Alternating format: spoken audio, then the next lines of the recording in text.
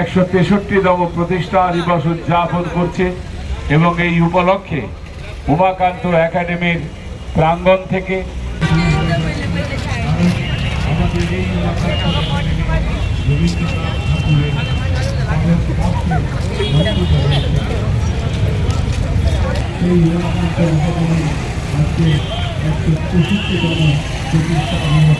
পেরিয়ে সেটা আজকে একটি ইতিহাস। এই উমাকান্ত একাডেমি থেকে বহু বিদ্যার্থী বার মনে করিয়ে দিতে চাই, এই সেই উমাকান্ত একাডেমি, যে উমাকান্ত একাডেমি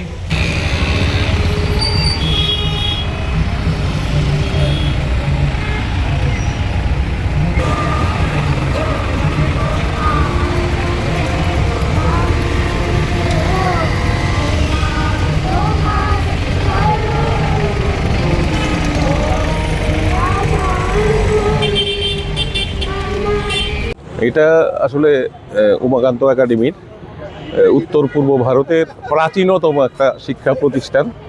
163তম প্রতিষ্ঠা দিবস আজকে। 1862-63 সালে এই স্কুল প্রতিষ্ঠা হয়েছে ত্রিপুরায় এবং উত্তর পূর্ব ভারতের অন্যতম একটি প্রাচীন স্কুল। তো প্রতি বছর আমরা প্রতিষ্ঠা দিবসকে কেন্দ্র করে একগুচ্ছ কর্মসূচি নেই।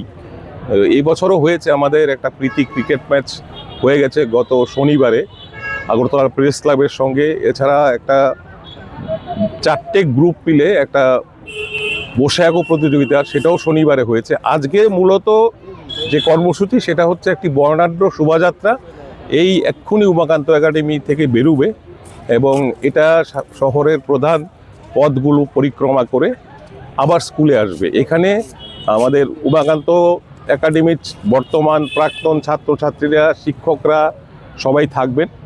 আমরা ইংলিশ মিডিয়ামকেও বলেছি, ওরাও থাকবেন।